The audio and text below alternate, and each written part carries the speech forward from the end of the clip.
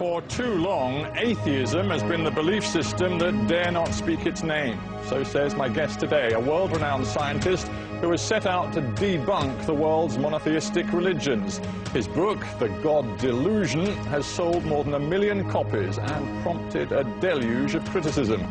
Is his brand of muscular atheism any less fundamentalist than the religions it seeks to replace?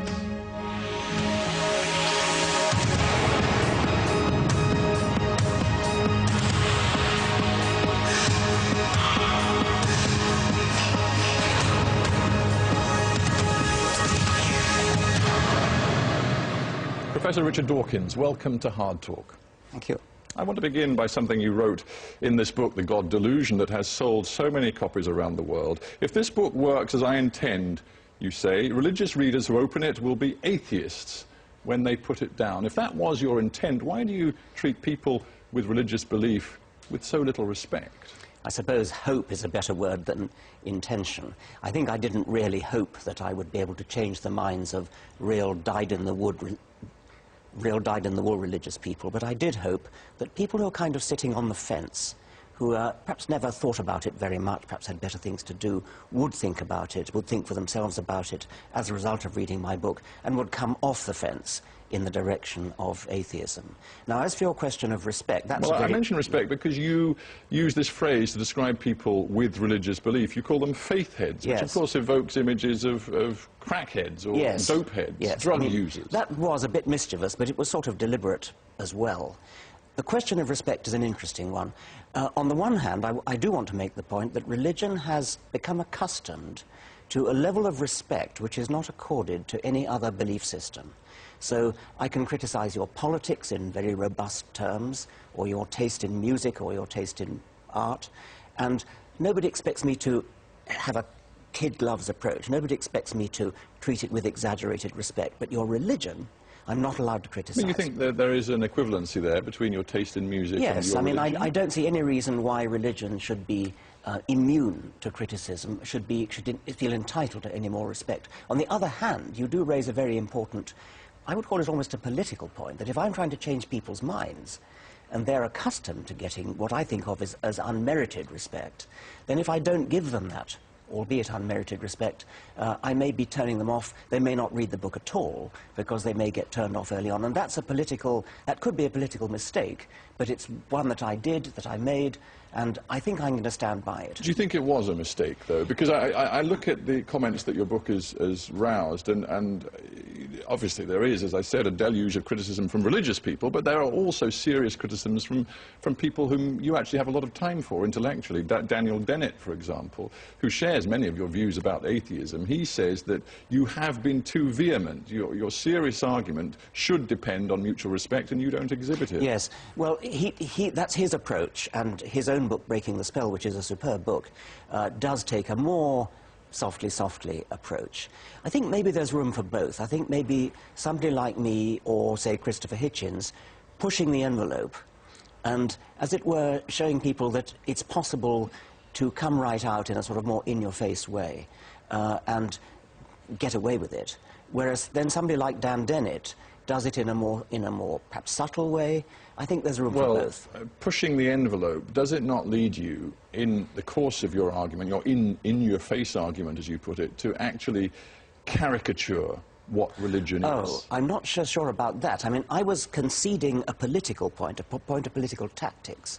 I'm not sure that I would agree that I'm caricaturing.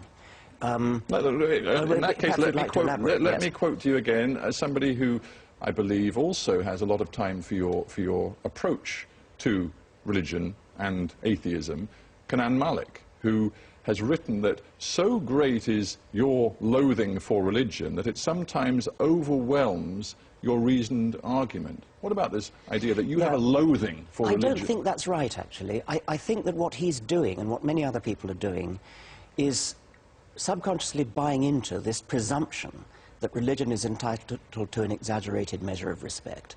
I think that if you actually think, suppose I was saying the same things about the Tory party or about George Bush, then nobody would say that I'm caricaturing. They'd say this is just simply a robust expression of opinion. I think, if I understand him correctly, and indeed many of your critics, that what they are saying is that you massively exaggerate the damage that religion does. I mean, if we talk politics to begin with, you know, right now in Iraq, you say that the Shia-Sunni conflict is all about religion. You talk about many other instances in the 20th century where religion has caused death and conflict on a mass scale.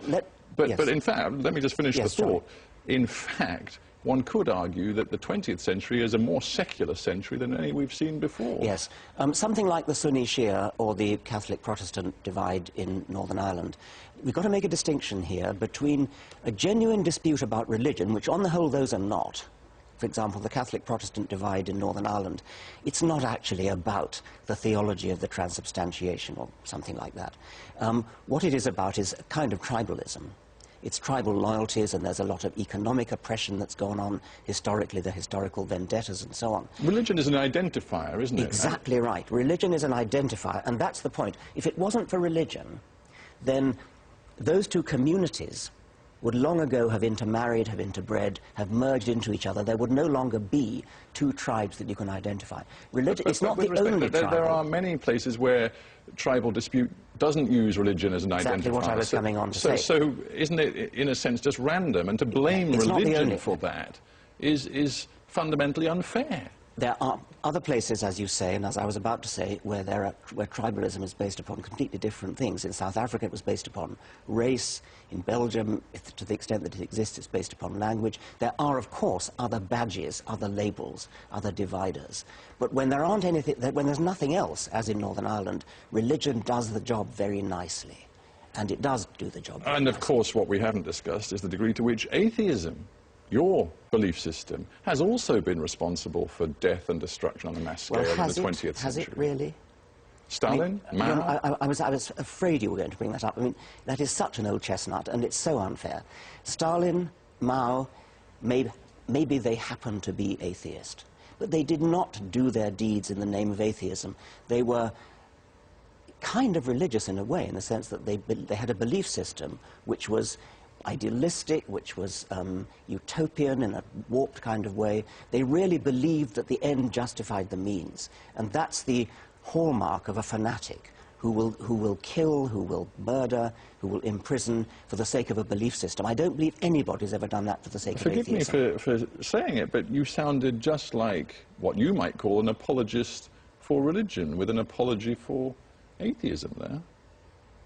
Well, there's nothing wrong with apologizing for, or being an apologist, I should say, for a belief system which you hold. I mean, but my point is, the critics say that you take conflicts which have a religious element, where there's a religious identifier, and you say that is the fault of religion. I've just put to you cases where clearly atheists were responsible for conflict, death and destruction, and you've said, but it was nothing to do with their atheism. There's a distinction between somebody doing something in the name of religion and somebody doing something who happens to have a religion. Now, if say, Hitler was a Roman Catholic, which he was, I would not, nor would anybody wish to say the reason Hitler did the terrible things he did was because he was a Roman Catholic.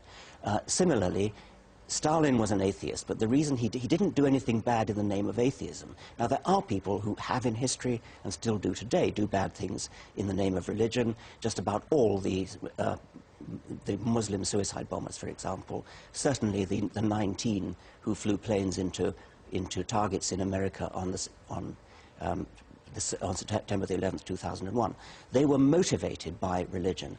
I would challenge you to find a single case where anybody has done something like that motivated specifically by atheism. They happen to be atheists, but that's different.